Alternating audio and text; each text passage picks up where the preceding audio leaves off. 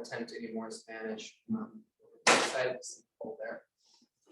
And then, without further ado, I'm going to go ahead and introduce our speaker today, Karen Lansing.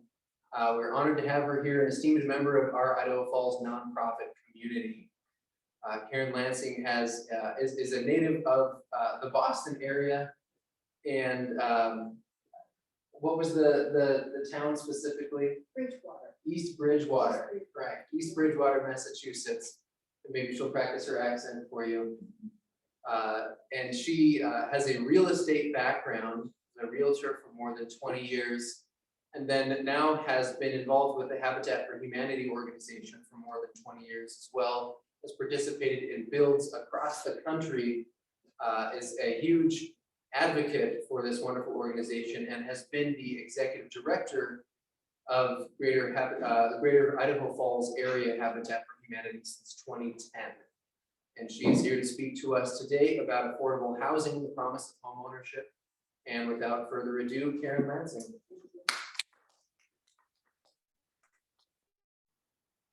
Okay, you guys have given me a stage, and I love to talk about habitat, so hang on to your hats.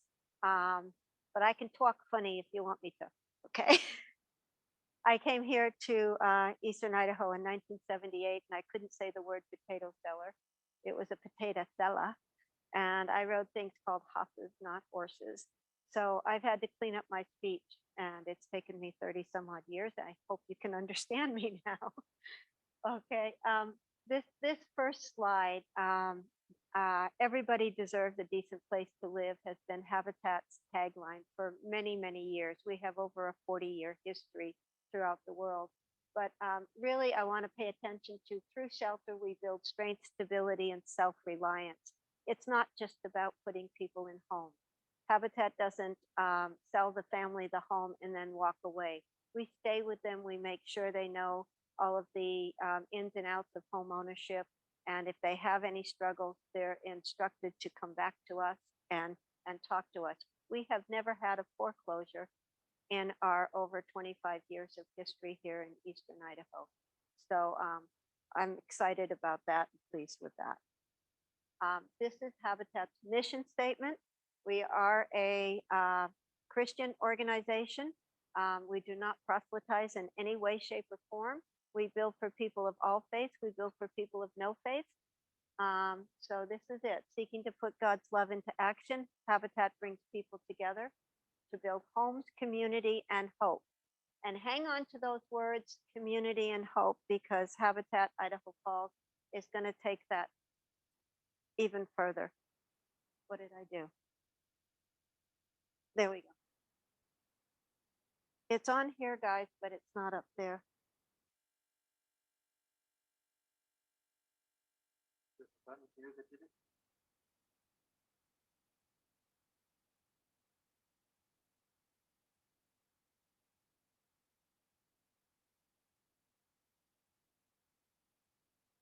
There we go. What did I do? Okay. All righty. Habitat for Humanity Idaho Falls area was incorporated in May of 1994. First president of the board, for those of you who have been in our area for a long time, was Lee Gagne. He owned Remax Homestead Realty and Homestead Construction, and he and a couple of buddies started building homes back in '94. We came to one of our fundraisers a number of years ago, and he stood up and he said, you know, when we started Habitat, we were building houses for poor people. Now these folks are building homes for families. And that truly is what we do, because we really recognize we want to take care of each and every one of our families. This is the total number of projects since we started that we've been able to complete so far. A lot of people don't know that we do things besides new construction. So we've built 42 new construction homes between Idaho Falls, Ashton, and Rexburg. We've also completely rehabilitated 8 homes. When I say we've rehabilitated 8 homes, we strip them right down to the studs. We put new wiring, new plumbing, new HVAC systems in them, and then put them all back together. New windows, new roof, new siding, whatever they need. We basically use the outside structure and keep building on them. A brush with kindness is something that we do sporadically. We kind of fill in now and then with smaller projects. It's basically painting the exterior of a home, yard cleanup and maintenance. But it gives the little house a facelift. And we just completed one next door to where we're currently building. And we've done one aging in place project. So this person called us and said, my porch is falling in. It's the main entry to my house. Can you help? So we replaced her porch a number of years ago. This is our latest new construction home. So they're simple, they're small, but they're very well constructed in that we build to Energy Star standards, meaning we go above and beyond current building codes to make sure that they're insulated well and their ongoing costs of home ownership are as low as possible. It's vinyl sided. It has a completely maintenance-free exterior. And yeah, it's a 2-bedroom, 1-bath upstairs, and there's room for 2 bedrooms and a bath downstairs. This is a home that we built a number of years ago, 2017, and it's all decorated up for Halloween and Thanksgiving. This is a rehabilitated home that we did in Ashton. That home was built in like 1902, and that's what it looks like today. This is a before and after of a home over on Bannock. It was a 2-bedroom, 1-bath home. We had a young family with 3 children, so it's now a 4-bedroom, 2-bath home. And here's a second home that we rehabbed over on Hillview, and that one was quite a project. This is our Brush with Kindness project that we just completed. So you have the before picture, and I wish we had a full one of the bottom, but I didn't have a chance to rearrange that to get a full picture of what it looks like now. Okay, these are what we're doing now. We have a triplex foundation that we've been putting in. We did it with foam blocks, and so our volunteers got to even do the foundation this time. With everything is delayed this year, guys. I don't know if any of you have tried to get a contractor, but if you're supposed to have the floor poured on Tuesday, it's going to be poured on Saturday, and that's just a small delay compared to everything else that we're doing. Okay. Now I wanted to talk to you about our Community of Hope project, looking into the future, and because of what's happening with our real estate world here in Idaho Falls, there is absolutely zero inventory of affordable housing for entry-level home buyers. Even home buyers in the middle income are struggling to find homes that they can afford. Homes have gone from a median price of $200,000 a year and a half ago to $350,000 almost overnight. So that's what's happening here, and we have out-of-state buyers buying up anything that comes onto the market that's even slightly affordable. I had one realtor tell me her out-of-state buyer says, whatever the appraised value is, I'll pay $20,000 more.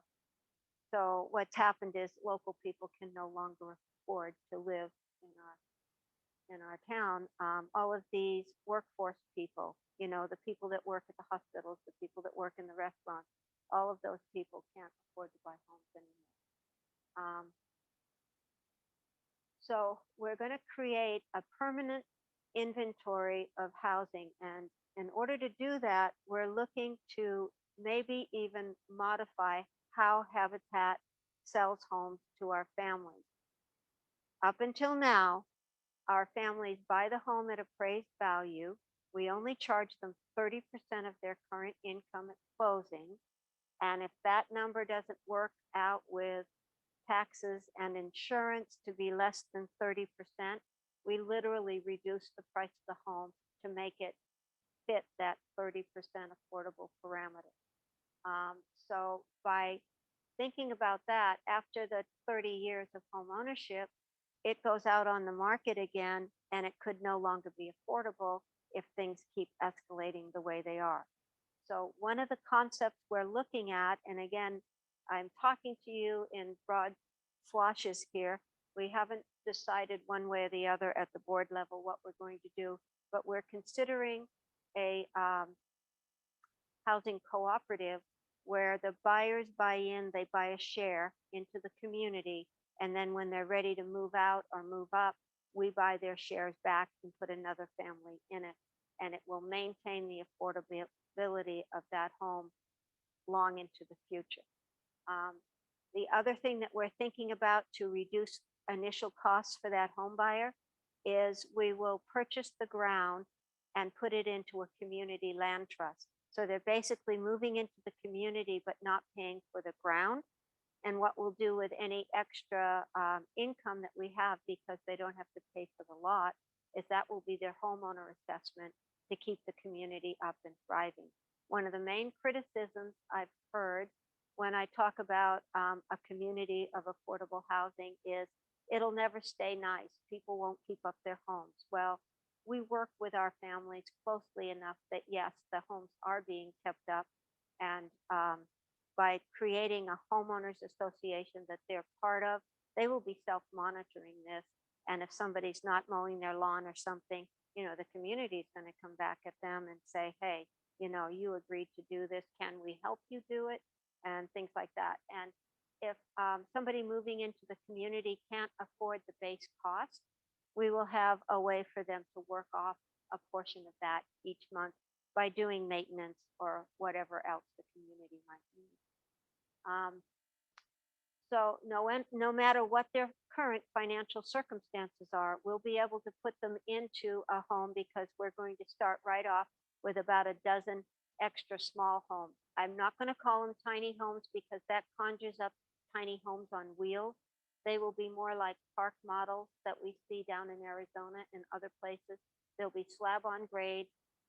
They will be permanently affixed to that place, but they will be very small. Like they might have one bedroom and then a couple of bunks for a couple of kids and a small living area, kitchen area, so that they can afford to get in something. They can build some equity while they're there. And then as time goes on, they'll have the opportunity to take those shares and put it into a larger home within the same community. The community of hope will, yeah, question? We're currently under contract for 12 acres of ground on the west side of town, adjacent to the soccer field. Yeah, so it will be a good sized community. We're going to have a community center. We'll have a community garden. We're thinking about an exchange place where we can have like an exchange store. If you've got an appliance or clothing or something that you're no longer using, you can bring it there and we'll let other people shop. We're trying to figure out ways to make it so that the community has a lot of the basic needs that anyone might have. We will be bringing in financial advisors, we'll be bringing in social workers and that kind of thing so that they can come to their community center and have different types of meetings. So we're looking at a way to not only house these people, but to give them all the supportive services that they need. So it's changing our direction a little, quite a bit, because in the past, we've built a home here and then a couple blocks away, we build another home. And, we try to focus on a particular neighborhood and bring that neighborhood up, but we've never built an entire community. So as we look at this, we're looking at ways, number one, to serve as many people as we can. Number two, to make it as affordable as we can. And number three, make these people successful. So it's a big project. COVID was kind to me in that I was home a lot more on restriction there. And so we did a lot of online learning and finding out what other people are doing throughout the country. There is a community in Austin, Texas, that's called the Community of Hope. And they don't work with entry-level home buyers. They work with actual homeless people. And they have over a 90% success rate because the particular developer there decided that people aren't homeless because they necessarily want to be homeless. They're homeless because they don't have any community support. And I don't know if you've ever been aware of this, but there's homeless people here in Idaho Falls, and they cluster themselves and they help each other out. So if we can produce that at the home buyer entry level and have that kind of support system intact, then all of our home buyers are going to benefit from that. And just as an aside, we've had these 60 different projects that we've done. I haven't had a single foreclosure and only one problem home buyer in all of the years that I've been engaged with Habitat. So it's interesting what happens when you help them understand what the responsibilities are of home ownership and how to lift their families up out of poverty. Home ownership is indeed the single best way to lift a family up out of poverty. At the end of 30 years, they have an investment there that they can pass on to their children. And if we go with the cooperative housing model, at the end of a certain length of time, they're going to have, appreciation on their stocks that they can transfer to their family. So whatever way we go, it's going to help that family gain some resources, financial resources. Okay, and we talked a little bit about this. There'll be tiny attached and single family homes. There'll be traditional habitat homes. There'll be twin homes and triplexes. And then there'll be the extra tiny ones that will be for people that come into the office and say, Karen, I can't afford $1,200 a month for an apartment. I can say, we can get you into one of these tiny homes. Hopefully we'll have a dozen or so of them built right from the get-go. We'll get people in there temporarily as we build out something larger for them. So that's a hope and a desire with this. So there'll be equity levels at all levels of this. Now, there may be a cap on the equity because if housing goes up 25% in 1 year, who does that belong to? Does that belong to the homeowner or does that belong to the nonprofit to help build more homes? So we're looking at that very, very carefully. We want to be fair to our home buyer, but we also want to be fair to our affiliates so that we'll have the sustainability and the ongoing income to keep this all going to the future. And we talked a little bit about community service requirements and supportive services. Okay. Why is this needed in Idaho Falls? It's just no longer, the affordable housing stock is non-existent. It's just not here anymore. As a realtor, back 10, 15, 20 years ago, I could take a low-income family that had been pre-qualified up to $100,000 and find them something that was livable, that didn't have a huge amount of deferred maintenance on it, but it's just no longer there. It's just no longer there at all. 44% of the families in Bonneville County are ALICE. Does anybody know what ALICE is here?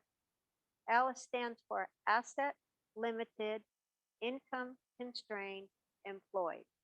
So these are our entry-level people that are fully employed, but still cannot afford the basic needs of housing, food, childcare, medical, and transportation.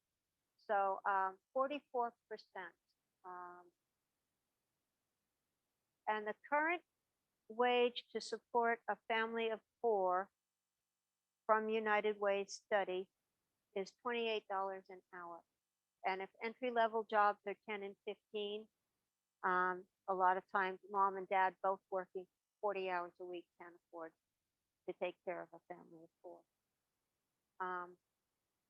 This says $1,100 a month for an apartment. It's up over $1,200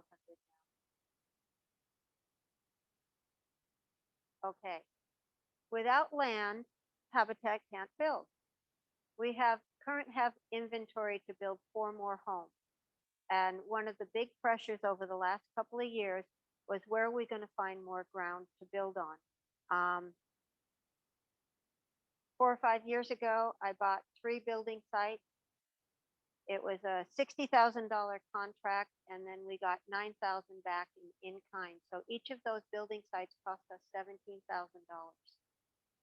The cheapest I've seen over the last year is $75,000 for a build site. So, you know, that's like, you know, you're looking forward a couple of years, and if we don't have ground, we're not going to build. So I've been watching the market over the last couple of years. We had our eyes set on a piece of ground that the city owns, which has a lot of problems with it. And then about 3 or 4 weeks ago, this property came on the market on a Friday, and I had it under contract by Saturday. So we're working on closing that. We could not be doing this if we hadn't been awarded some funding through Congressman Simpson's office. We wrote a request a number of months ago and boldly asked him for $1 million. We had support letters from 5 other nonprofits in Idaho Falls supporting the concept of community of hope. We had a letter from our mayor. We had the editorial board at the Post Register came out in support of it. We had that newspaper article. We sent it all off. And a month or two later, I got a phone call from Congressman Simpson's office and said, your appropriation has been approved through the, okay, I just flatlined. Help me out, guys. I want to say Congress, but it's just the not the Senate, but the legislature. There you go. Okay, so the legislators approved it, but now it has to go through the Senate to be approved. But the incredibly unbelievable news that we were given is that the appropriation will be for $3 million, not just $1 million, which allowed us this opportunity to reach out and tell these home buyers, hey, as soon as our funding comes, we want to buy your property, and it'll help us get the infrastructure in. So hopefully it'll take another year, maybe a year and a half. We'll be breaking ground on a bunch of those tiny. So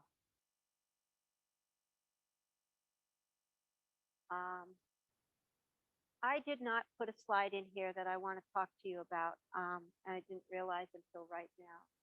A lot of people don't understand how Habitat selects families. For those of you that have heard me speak, I usually talk about this, but not everybody that walks through the door of Habitat can become a Habitat home buyer. Unfortunately, that's not our program. Our home buyers have to earn between 25 and 60% of the median income. They have to pass a financial, inspection just like any other lender, because Habitat is indeed a lender. So we pull their credit report, we take a look at their debt to income ratio, we take a look very deeply into if they are in debt, why are they in debt? Was it because of a medical situation? Was it because of school debt? What's going on with their financial situation? If it's because they've run their credit cards up, that would be, okay, we need you to get that credit card debt taken care of before we want to talk much further. I had a family this past year, and we almost didn't select them until we started to peel that onion apart. They had an extreme amount of car debt. And I thought, well, wait a minute. Here they are with all of this car debt. It's more than I would even put on myself. Should we accept them into the program? And we called them back in for an explanation, and come to find out the woman has kidney disease, and they took loans back out on both of their vehicles to the maximum so that they could pay off some medical debt. It would be really bad if we hadn't accepted that family into the program. It's a family of 7. So they're in our pipeline waiting for a house right now. So we look at their financials. We look at it really carefully. And once they make it through that hoop, they go to the family selection committee. Even if they don't make it through that financial hoop, we pass them on to a financial advisor. So we don't want to just drop them. And some of the families that we build for, we've worked with for 3 years to get their financial situation where it needs to be to buy a home. It takes a lot of commitment from the family and a lot of hard work on their part, but it's really neat when we can see that happen. Then the next step would be an interview with the family selection committee. And that family selection interview is extensive. They want to get a feel for who this family is, how they interact with each other. Do they have positive plans for their family, or are they just looking for a handout? Our motto is a hand up, not a handout. So we really try to figure out where they're coming from. Will they be good advocates of Habitat for Humanity? Will they maintain the home once they're in there? You know, how do they interact as a family, and what are their family goals? Um, I used to be on the family selection committee, and I believe it's the heart and soul of Habitat. We get to see these families and get to understand their struggles. We have families that come in and say, I probably could get a better job and earn more money, but if I do that, then I lose medical benefits for my disabled child. I mean, I've heard that more and more. I'd like to buy a house, but I've got X amount of school debt. And I'll say, is your school debt current? Or, you know, how are you handling that? And as long as there's no past due accounts on that, we'll get them into a house. And by keeping it at 30% of their current income, you know, if they're making $1,500 a month, we're charging them 500. They have a little more money left over to buy food, take care of their family, get a better vehicle. They come to me and they say, should we pay off our Habitat mortgage? You know, both of us are working now, we're doing good. What do you think? And I'll say, no, take care of your kids, put them in dance classes, do what you want, but help your family grow and succeed. So that's really built into that financial thing. And the thing that I love to tell my home buyers is every time you make a mortgage payment, your principal is going into our build fund so we can build more homes for other people. So thank you for paying your mortgage. We now have enough money to start another home. So that makes them feel proud of being a Habitat home buyer too. So we really work with how they feel about their home ownership and make sure they understand how to pay it back too. All of our families give 300 hours of sweat equity, and a lot of them, in order to get higher on that list when we're doing our family selection, will start volunteering as soon as they come in and talk to me. So I might have 10 or 15 people helping out in the restore or on the build side or wherever, just logging in volunteer hours. So when the family selection committee does their interview and says, Karen, what do you know about these people? I can say, you know what? They've already put in 57 hours of volunteer time. And that volunteer time gets translated into sweat equity if they get chosen. So that's how the interview process goes. And then pre-COVID, we literally visited the homes. We haven't in the past 2 years because of COVID, but we would go and we would take a look at how they're taking care of what they've already got. Are they organized as a family? Does the house have plumbing, electrical, or heating problems? You know, we really assess that physical need, but we also take into account the financial need. So with the way things have gone recently, every single home buyer that's coming in, potential home buyer that's coming in and talking to me, has that financial need. So we score everybody. We have 100 points to score them on, and then we take the top scorers. Last year, we had 50 people inquire. Over close to 30 applications actually turned in for 4 slots. And it's going to be even more massive this year. So we're obviously not meeting the growing need. So there you go. Consider helping Habitat build simple, decent, affordable housing for local families with the goal of pulling themselves up out of poverty. Anybody have any questions? Yeah. Okay. Again, COVID has slowed us down because for the last couple of years, we haven't been able to have as many volunteers at the site as we would like. We had direction from Habitat International to our core volunteers that are used to being around each other are welcome on the build site, but other volunteers, up to 8 we could have. And recently we engaged um, what we call RV caravanners, which is a group of people that own motorhomes and trailers that travel the country and help Habitat affiliates for a week or two at a time. So we had them for part of the year, but when our COVID started spiking, Habitat National said, no, nobody else can come to Idaho. So we're dealing with that. So we don't have as many volunteers on the build site as we actually would like to have. However, um, most of the build, a lot of the builds can be done by volunteers. We have a construction site manager on the site, and he will direct. And then we have a group of core volunteers who become team leaders. So if we have 12 people on the build site, each one of those um, team leaders will take 2 or 3 and stay with them all day, teach them the tasks that need to be done that day, and hold their hands through the whole process. One of the great things about my ability to go to other Habitat affiliates around the country, I went to San Diego and my mind went, their construction site manager had been with that affiliate for over 30 years, and oh boy, he ran a great shop there. There were 12 volunteers that day, 4 team leaders. They were doing 4 different tasks. They were jackhammering a line for a new water line or something. So they had that one. They were installing fireproofing drywall in the garage. They were hanging doors inside the house, and they were working on soffit and fascia outside. And it was a rehab house. So we got to pick what task we wanted to do, and then they had their trailer set up where they'd say, okay, go into the tool trailer and find hammers, nails, aprons, whatever you need.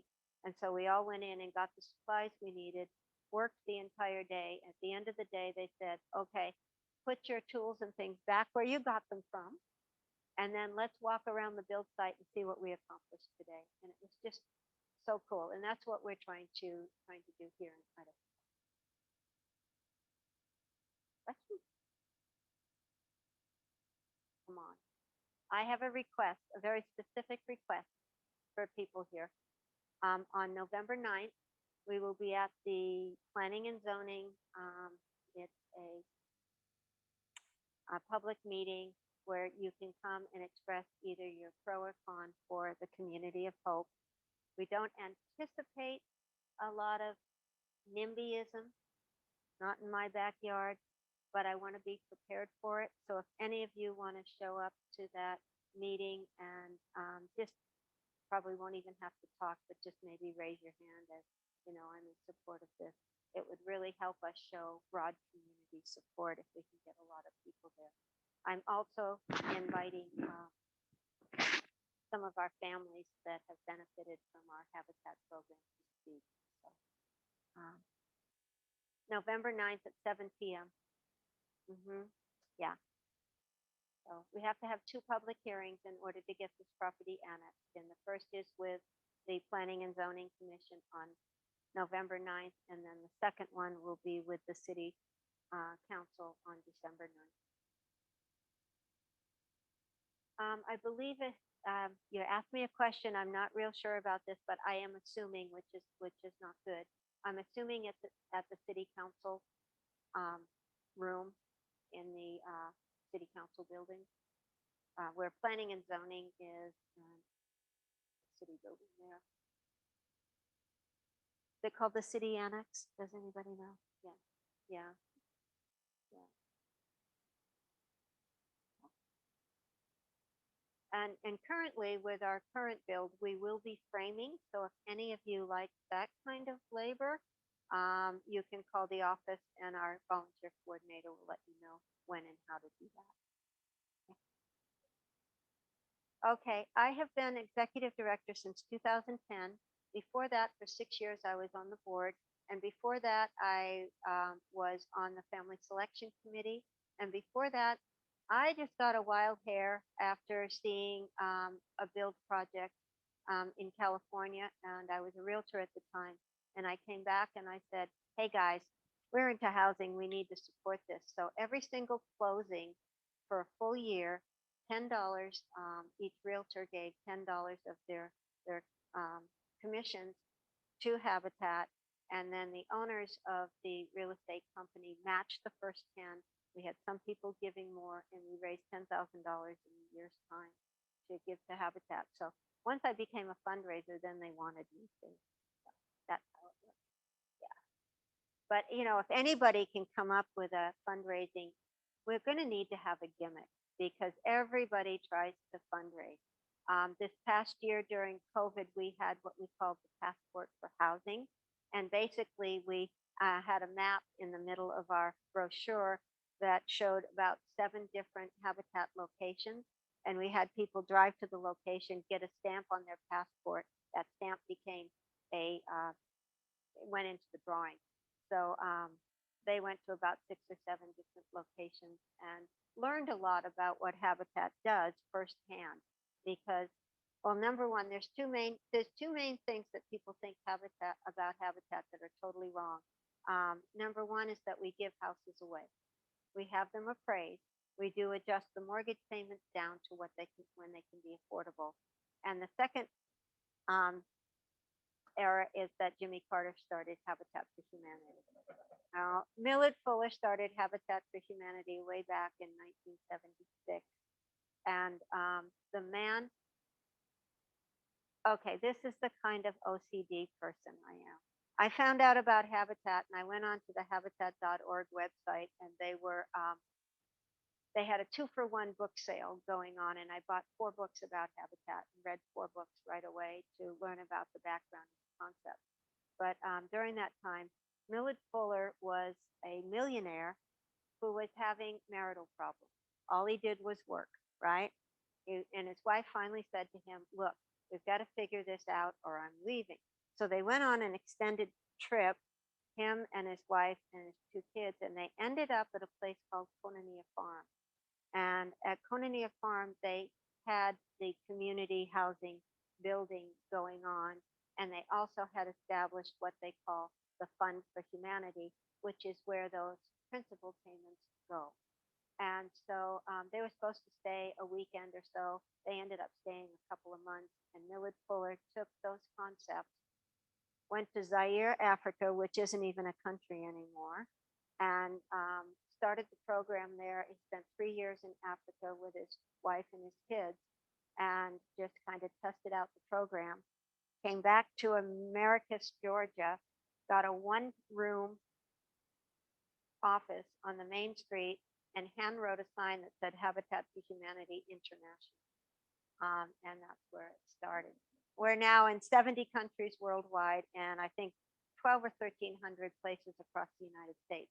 The 12 or 1,300 number is hard for me to know for sure, because what's happening is housing is getting so complicated, lending is getting so complicated. So a lot of small affiliates are merging and making regional affiliates so that there's enough manpower to do all those different aspects. Yeah, but until Millard Fuller, as bold as he was, he when President Carter did not get reelected, he drove 11 miles to Plains, Georgia, knocked on the door and said, we need you to help Habitat. And that's how it all started. Yeah. I've had the opportunity to be around President Carter on 4 different occasions, and I have to tell this group that he walks in the door and he lights it up with his Jimmy Carter smile. It's still there. He's just an absolutely inspiring person. Yeah.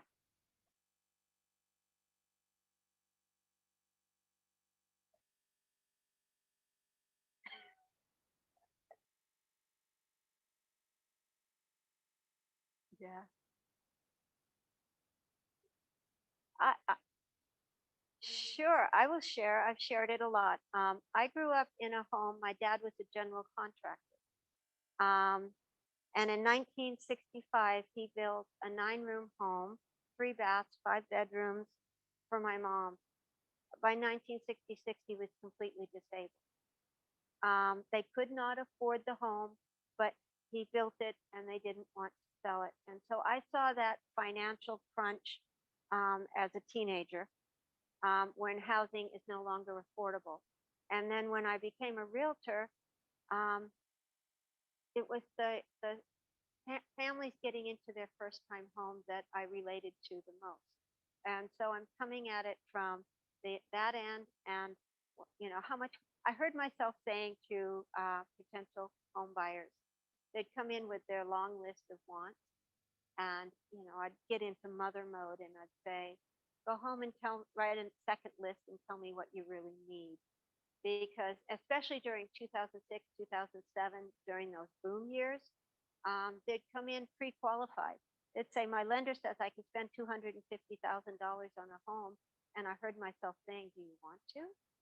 What do you really need? And what happens if one of you gets sick? You've got two incomes right now, but let's think about this before you get overcommitted. And unfortunately, everybody wanted new, everybody wanted land, everybody, and our wants exceeded what was necessary. So I just felt that real deeply, that people were overextending themselves. Your house should be a comfort zone. It shouldn't be a burden. And when it becomes a burden, when it's too expensive, it becomes a financial burden. It becomes a maintenance burden. You know, so yeah, I'm pretty passionate about it. So,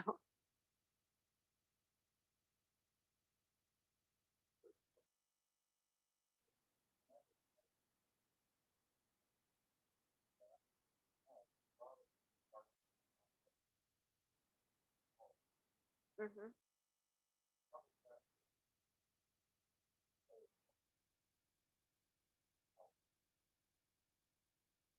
I can give you one really good example of a family that was in a newer apartment complex when I met them. They were paying 625 a month. It took us a year and a half or so to get that person into a habitat home, and her rent was up over 1,000 during that time. And when she got into her habitat home, it went back down to 600, $700 a month. So it's not that they are. There is a limited inventory. We can use more inventory. Another thing that's pushing the price up is, they can because it's not meeting the current need. So we need more rental units. But as far as home ownership opportunity and affordable home building, I'm going to say it out loud. Habitat for Humanity Idaho Falls is the only contractor building affordable homes right now. The only one. 4 homes a year doesn't cut it. So we're hoping to at least double that in the next little while and see where we can go from there.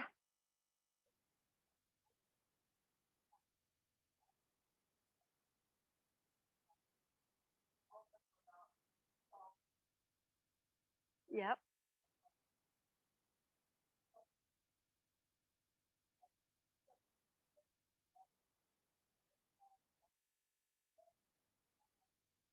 Paint them up. Give them a facelift. Yeah.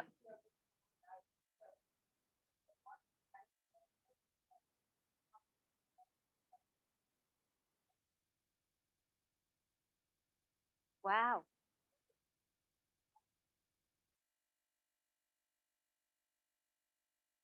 Yeah. Yeah. Rigby. Yeah. Yeah.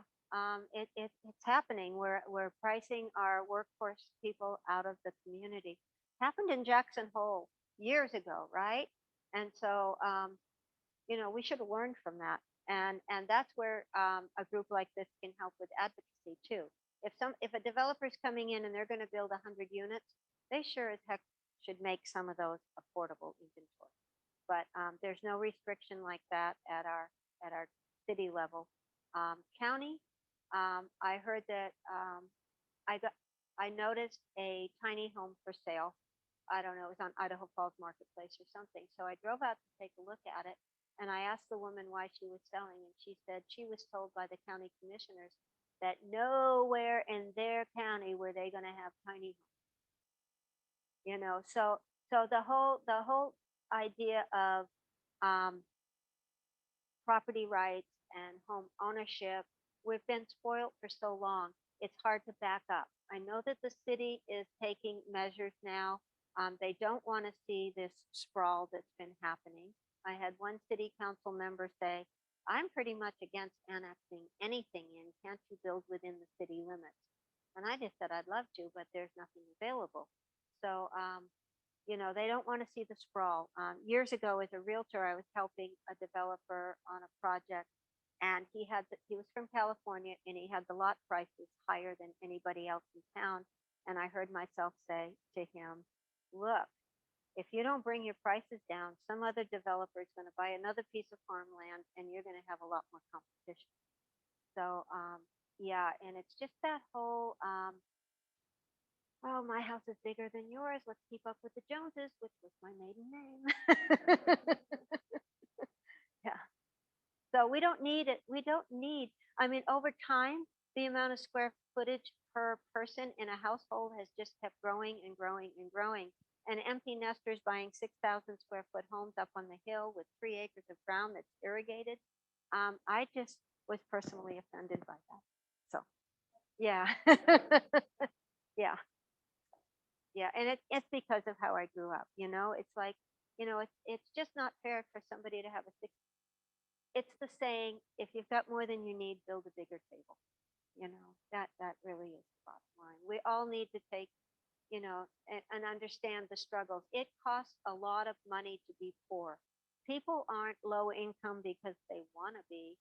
Sometimes it's all they know.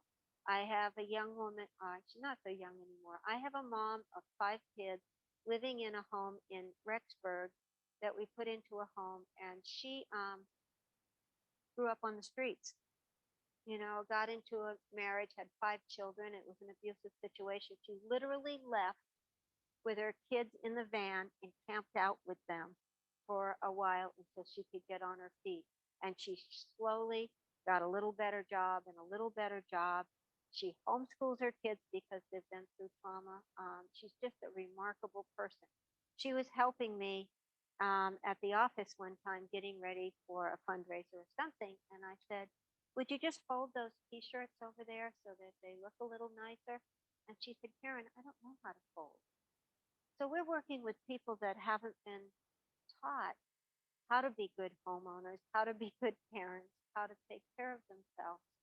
And so it requires a lot of social servicing. So, and it's that old saying too of the guy throwing starfish into the ocean and his friend saying, "Why are you doing that? There's so many here." Well, at least we helped that one, right? So I feel good about being part of the Habitat for Humanity family, but I just know we need to do more. Oh, wow.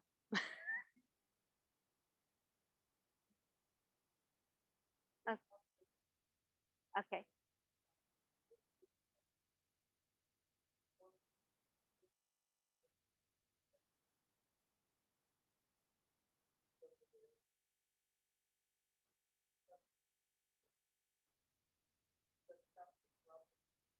Uh huh.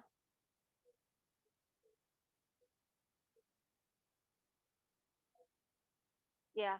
Townhouses kind of thing.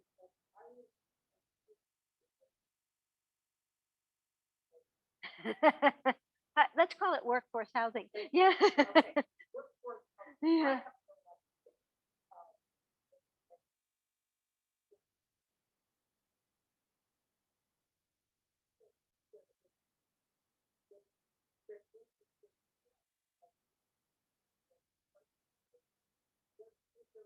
Crazy. Yeah.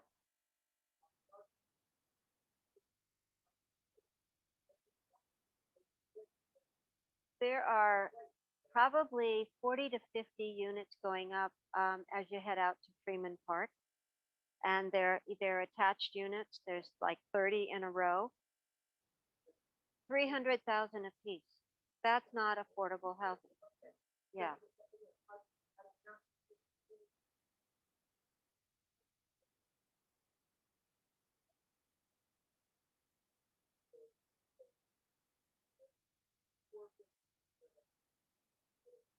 Yep.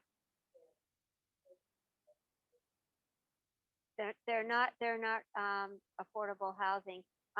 There was a lot of talk about the Bonneville when they were redoing that as it being affordable housing. Well, most of the units weren't. There were, there was a percentage of the units that were dedicated to affordable housing. And now that they have it occupied, rents are going up. I don't know how to stop it. It's going to take a community-wide effort as part of the um,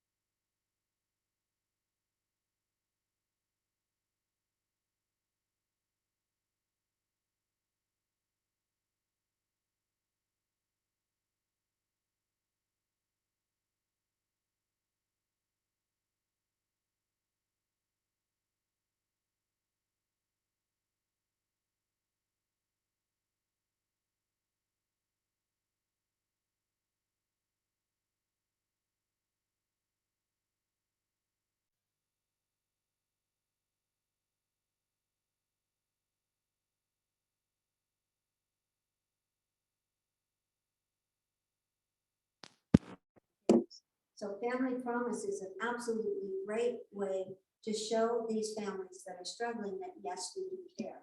And so they get to meet all different kinds of people that care throughout the community. They're given some supportive services. They're helped to get into a rental. They're helped with getting employment and all of those things. And it's just for families. So 3 or 4 families at a time would be accepted into the program. And they don't usually stay more than 16 weeks before they're in a rental unit and got the other services that they need. That would help. I know of the United Trinity Methodist Church has a day center for homeless people where they can come in and they can rest, or they can do laundry, they can shower, they can, so they're taking care of the basic needs of these people that are struggling. That's kind of outside of my habitat world, but it's something that's starting to happen here in Idaho Falls.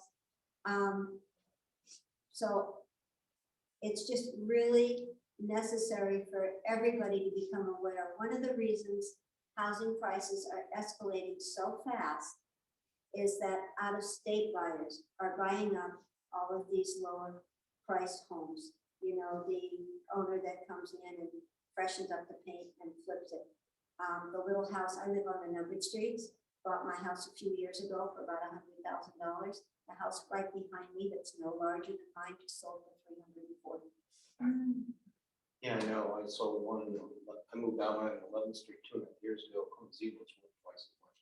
Yeah, it is just, there has to be some things at the city level, I would say. We have to advocate for contractors building affordable housing too. We have to advocate for a limit on tax increases for those people over 65, right? I mean, goodness, my taxes went up $50 a month this year. Over $600 in 1 year. Now, it's not the tax rate that went up. It's just that the home value went up so much that, yeah. When I cross the Johns Hole Bridge and turn north on the east side of the river, you go by some of the tiniest housing I've ever seen being built on the left, just short of the light that goes into University Place. Wait a minute. What is Yeah. that? I mean, that is so small. You're so looking tiny. at those ones that are all attached? Pardon? Are they all attached? They're all attached, Yeah, yeah. those are the ones I was talking about. That are gonna Okay. sell at 300,000. Wow. You're talking about the ones near Westmore. They look like they can't hold more than 2 modest sized rooms. How many square feet are those? Christine. No? I don't know. I don't know. Yeah, I know. My construction team has been over there talking to them, so I'm getting all this information secondhand. Yeah. Yeah. But I should have put a picture of my construction guys in there. I have four team members that will literally build the house all by themselves if we let them. Volunteers slow them down. Yeah. Yeah. So, but you know, habitat is something that when, I've been told by other people within the habitat world that I have habatitis. And it's infectious, so if you want to know about habitat, I will